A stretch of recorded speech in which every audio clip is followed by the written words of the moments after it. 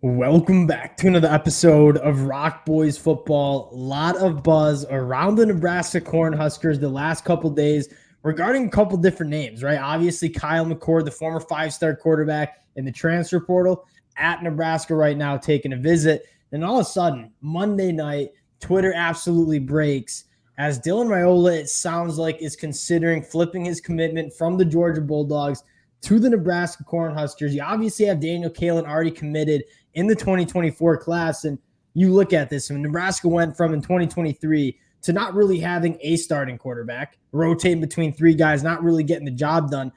And now you fast forward to what it might look like in 2024. This quarterback room might be absolutely loaded. Want to break down what this means for Nebraska, give you guys some of our takes on what the quarterback situation might look like. Before we do, just want to say thank you to you guys. I had to break out the Nebraska quarter zip for this one. The amount of support the Nebraska fans have shown the boys over the last couple of weeks as this transfer portal has opened has been amazing. It's been a blast talking ball with you guys in the comment section. If you do enjoy the content, consider subscribing to the channel. And furthermore, I would love to hear your guys' takes on what quarterbacks you would like to see in the quarterback room in 2024. Dale, I'm going to give you the T-box here. Got Dylan Raiola, Daniel Kalen, Kyle McCord. How are we feeling about the Nebraska quarterback room as a whole here? I think, to me, you got to go for Dylan Raiola. You got to sell out. I know it could alienate a Kyle McCord or a Danny Kalen for sure, but that's the type of guy who changes your program. If you can land him, your trajectory, I think, does change overnight. And to me, you got to take your shot. You got to swing for him, and you got to kind of roll it out and say, look, you're our guy, because he, to me, is that type of player that when you're a new head coach and trying to change the culture, it helps to have a quarterback like that. 100% for more reasons than just getting an elite quarterback. I mean, Dylan Raiola, it's going to allow you to kind of flip the narrative about Nebraska. Like, good players go to Nebraska, but more importantly, you can start selling this offense. I mean, another problem that we talked about last year is the wide receiver depth just wasn't there. And I know a lot of it had to do with injuries, but kind of getting forced to play a lot of true freshmen. You take a guy like Julian Fleming, former five-star wide receiver considering transferring to Nebraska, and you say, yeah, this is what a quarterback room looks like. Dylan Raiola, the number one quarterback in the 2024 class. You have Kyle McCord potentially in there as well. If you're a wide receiver, you're suddenly looking at this Nebraska team and saying, this is an offense that I might want to play for. And so not only landing Dylan Raiola, a generational kind of quarterback, absolutely massive, but in terms of selling this program and selling the Matt Rule vision in terms of the future, I think that means a lot as well. Because you saw like how Mike Riley essentially tried to sell the idea of Nebraska being a modern offense and trying to do that, but he never had that quarterback who was really, really dynamic and could lead that sort of train. And you didn't see the prolific wide receivers coming through Nebraska. Again, you get a guy like him and you start to see the blueprint of an offense that, yeah, guys want to go play for. It's not like something that looks like what you're those like a Texas, like those. Yeah, and as Michigan fans, we kind of had that same experience, like missing out on some top quarterbacks. I think you saw some wide receivers looking at that Michigan offense in 2018, 2019, 2020, and saying, I don't know what the quarterback situation is going to be. This offense doesn't look like an offense that I want to play for. The Nebraska offense in 2023, it's going to be tough sledding to get some wide receivers to come play in that offense. What it could look like in 2024, you're all of a sudden a wide receiver in the transfer portal in the 2025 class looking at that offense and the quarterback talent. You're suddenly saying, I could get behind this. I could live with Dylan Raiola throwing me the football on Saturday afternoons. I think the more intriguing comment, and like most Nebraska fans say, yeah, we want Dylan Raiola in an absolute heartbeat. And it's been just a roller coaster of a recruitment process for this kid. Dill, in terms of the perfect quarterback situation for you, I know what my answer is. And I would hope that, okay, Dylan Raiola commits to Nebraska.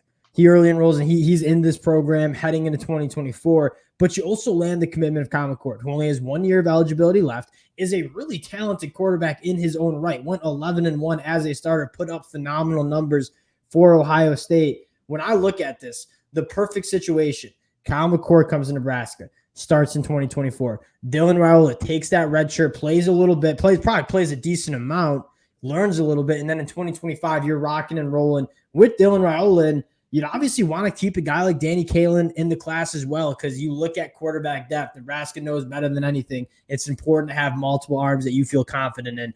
And man, I mean, this quarterback room looks like it could potentially be absolutely massive in 2024. Look, to me, frankly, if you have Dylan Raiola, you got to give him 100% fair shot to go start. And if he's the starter, he's the starter. I don't want to see him sit in the bench for no reason. You saw, like, when Dabo Swinney at Clemson didn't really want to pull the trigger and go with Trevor Lawrence, even though Trevor Lawrence was clearly, to all our eyeballs, he was the guy. He should have been the starter.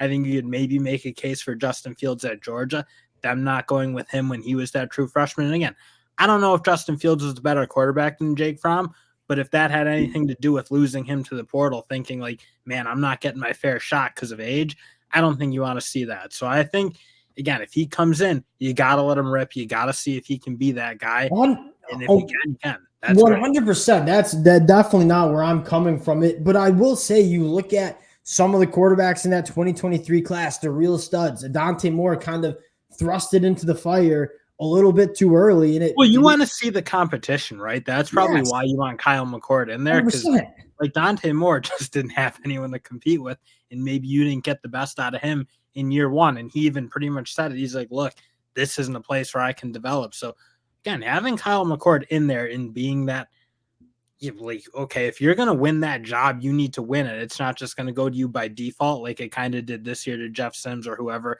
you want to say was the starter.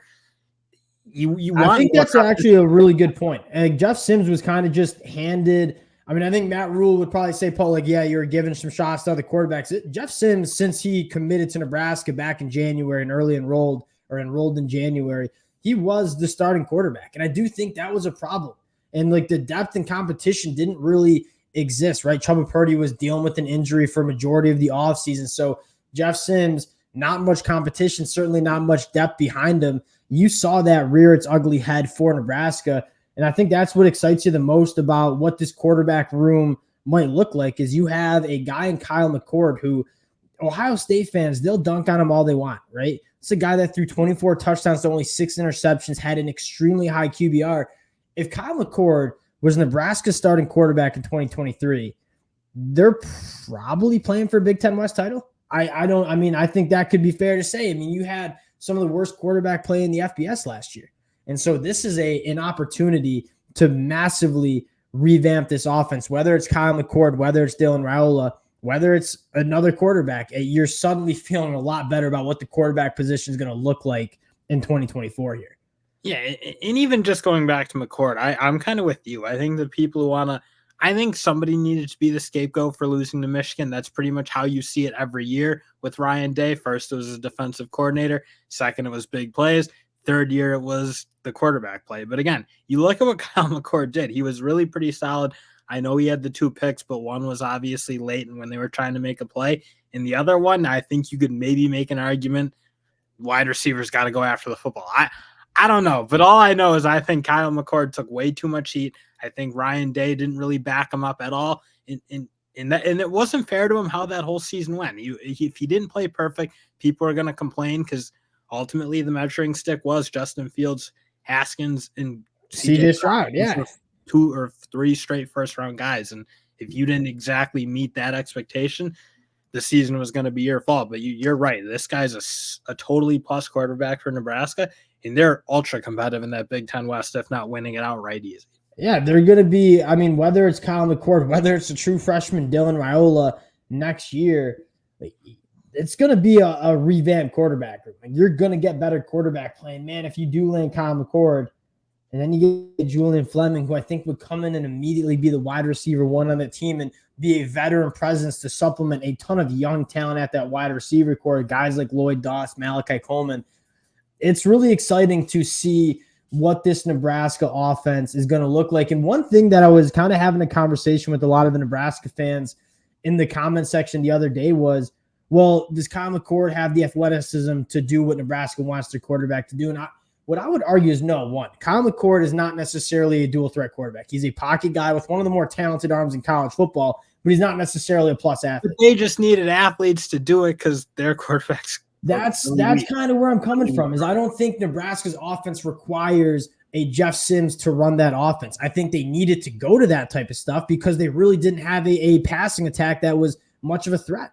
So if you had to run the football, that quarterback had to be involved because you weren't just going to be able to go base runs every single play. And so I'm looking at it and saying Kyle McCord is not a bad fit in this Nebraska offense. I think he could be a phenomenal fit, a guy that takes care of the football, makes the throws that you're going to ask him to make.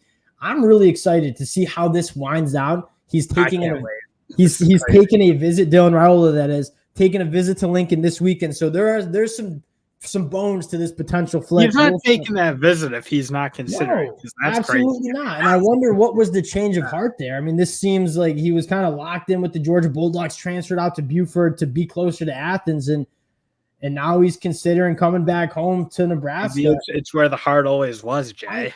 It does. Doesn't it seem that way? It just seems like a little bit.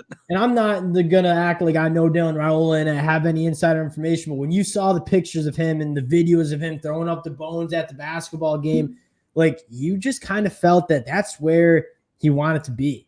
And again, I think a lot of people expected him to go to a power like that elite national championship contending team, but it does seem like he wants to come home to Lincoln. We'll see if he in fact does. Again, appreciate you guys rocking with the boys, Nebraska fans. It's about to absolutely heat up in the next couple of weeks. If y'all do enjoy the content, consider subscribing to the channel, and we'll talk to y'all later.